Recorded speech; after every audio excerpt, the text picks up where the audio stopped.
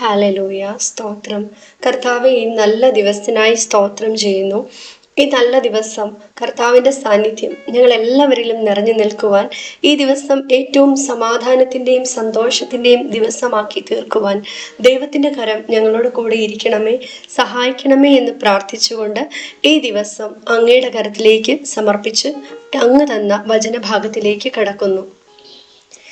ഇന്ന് കർത്താവ് തന്ന പ്രാർത്ഥനാ വിഷയം പ്രതിസന്ധികളിൽ എങ്ങനെ യേശുക്രിസ്തുവിനോട് കൂടെ അതിജീവിക്കാം എന്നതാണ്. മനുഷ്യ ജീവിതം എപ്പോഴും ശാന്തമായി ഒഴുകുന്ന ഒരു പുഴയല്ല. അപ്രതീക്ഷിതമായി ആഞ്ഞടിക്കുന്ന കാറ്റും കോളും ഒരിക്കലും അവസാനിക്കില്ലെന്ന് തോന്നുന്ന ഇരുണ്ട രാത്രികളും ഓരോ മനുഷ്യന്റെയും ജീവിതത്തിൽ കടന്നു വരാറുണ്ട്. സാമ്പത്തിക തകർച്ചകൾ, മാറാവ്യാധികൾ, പ്രിയപ്പെട്ടവരുടെ വിയോഗം, ഏകാന്തത എന്നിങ്ങനെ പല രൂപത്തിലാകാം പ്രതിസന്ധികൾ നമ്മെ തേടിയെത്തുന്നത്.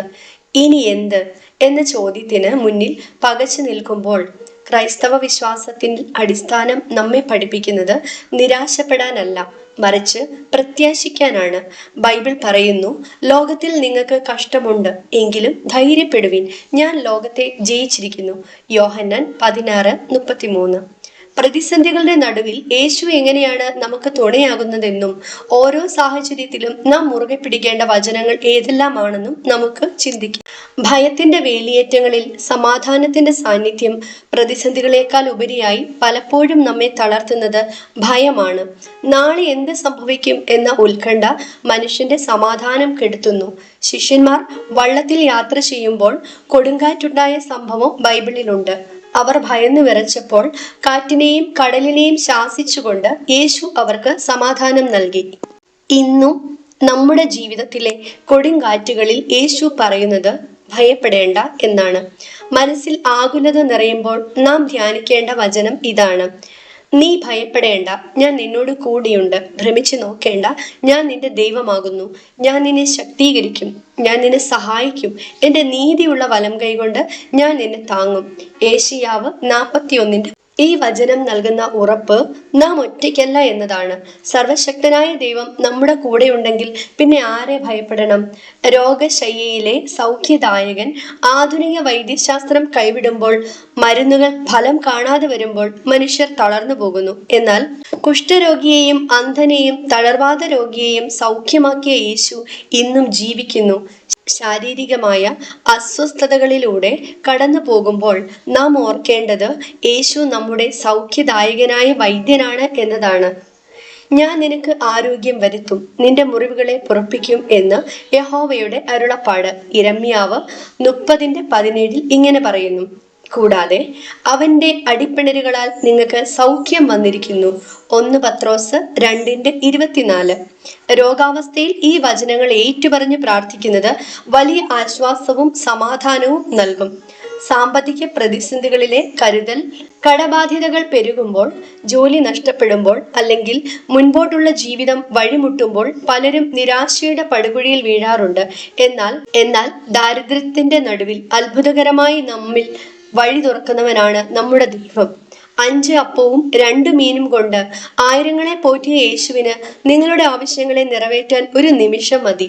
സാമ്പത്തിക ബുദ്ധിമുട്ടുകളിൽ നാം വിശ്വസിക്കേണ്ട വചനം: എൻ്റെ ദൈവമോ നിങ്ങളുടെ ബുദ്ധിമുട്ടൊക്കെയും ക്രിസ്തുവേശുവിങ്കൽ തന്റെ മഹത്വത്തിന്റെ ധനത്തിനൊത്തവണ്ണം തീർത്തു തരും. ഫിലിപ്പിയർ 4:19. നമ്മുടെ അറിവിനും കണക്കുകൂട്ടലുകൾക്കും അപ്പുറത്തുള്ള വഴികളിലൂടെ ദൈവം നമ്മളെ കരുതും. ഏകാന്തതയിലും തിരസ്കരണത്തിലും ഉറ്റ സുഹൃത്ത് യേശുവാണ്. മറ്റെല്ലാ വേദനകളെക്കാളും വലുതാണ് ഒറ്റപ്പെടൽ. വിശ്വസിച്ചവർ ചതിക്കുമ്പോഴും സ്നേഹിച്ചവർ അകലുമ്പോഴും ഉണ്ടാകുന്ന വേദന വലുതാണ്. എന്നാൽ ഞാൻ നിങ്ങളെ അനാഥരായി വിടുകയില്ല എന്ന് യേശു വാഗ്ദാനം ചെയ്തിട്ടുണ്ട്. ലോകം മുഴുവൻ നമ്മെ ഉപേക്ഷിച്ചാലും ഉപേക്ഷിക്കാത്ത സ്നേഹമാണ് യേശുവിൻ്റേത്. ഈ സമയങ്ങളിൽ നാം ധ്യാനിക്കേണ്ട വചനം: അവൻ നിന്നെക്കുറിച്ചുള്ള വിചാരം ഉള്ളവനാകിയാൽ നിന്റെ ചിന്താഭാരം ഒക്കെയും അവന്റെ മേൽ ഇട്ടുകൊള്ളുവീൻ. 1 പത്രോസ് 5:7. ഞാൻ നിന്നെ ഒരു നാളും കൈവിടുകയില്ല, ഉപേക്ഷിക്കുകയുമില്ല. എബ്രായർ 13:5. പരാജയങ്ങളിൽ നിന്നുള്ള ഉയർത്തെഴുന്നേൽപ്പ് യേശുവിലൂടെ. ജീവിതം പരാജയപ്പെട്ടു എന്ന് തോന്നി തുടങ്ങുന്നിടത്ത് നിന്നാണ് ദൈവം പുതിയ ചരിത്രങ്ങൾ എഴുതുന്നത്. കുരിശുമരണത്തിലൂടെ എല്ലാം അവസാനിച്ചു എന്ന് കരുതിയ ശിഷ്യന്മാർക്ക് മുൻപിൽ ഉയർത്തെഴുന്നേൽപ്പിലൂടെ യേശു വിജയം കാണിച്ചു കൊടുത്തു. നിങ്ങളുടെ ജീവിതത്തിലെ പരാജയങ്ങൾ ഒരു അവസാനമല്ല. നിങ്ങൾ പ്രത്യാശിക്കുന്ന ശുഭഭാവി വരുവാൻ തക്കവണ്ണം ഞാൻ നിങ്ങളെക്കുറിച്ച് നിരൂപിക്കുന്ന നിരൂപണങ്ങൾ ഇന്നവ എന്ന് ഞാൻ അറിയുന്നു. അവ തിന്മയ്ക്കല്ല നന്മയ്ക്കായി എത്രയുള്ള നിരൂപണങ്ങൾ എന്ന് യഹോവയുടെ അരുളപ്പാട്.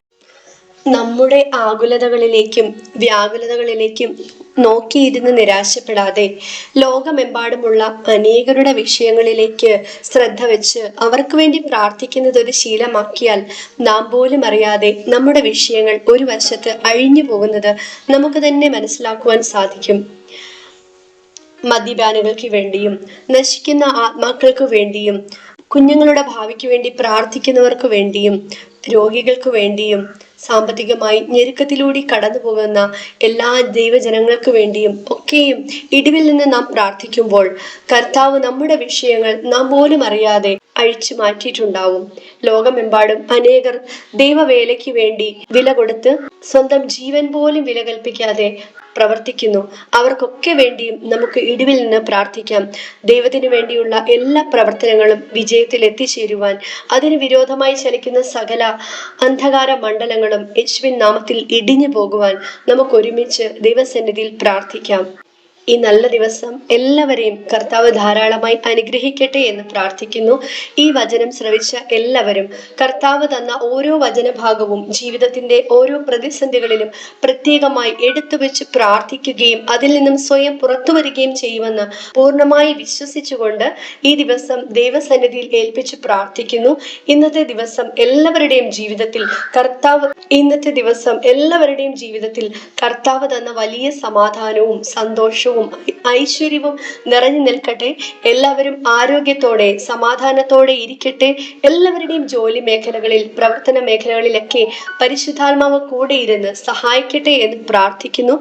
ഇന്നത്തെ ദിവസം മുഴുവനും സന്തോഷത്തിന്റെ ദിവസമാക്കി തന്ന ദൈവത്തിന് സ്തോത്രം കരയറ്റിക്കൊണ്ട് ഈ വാക്കുകൾ ദൈവസന്നിധിയിൽ ഏൽപ്പിക്കുന്നു.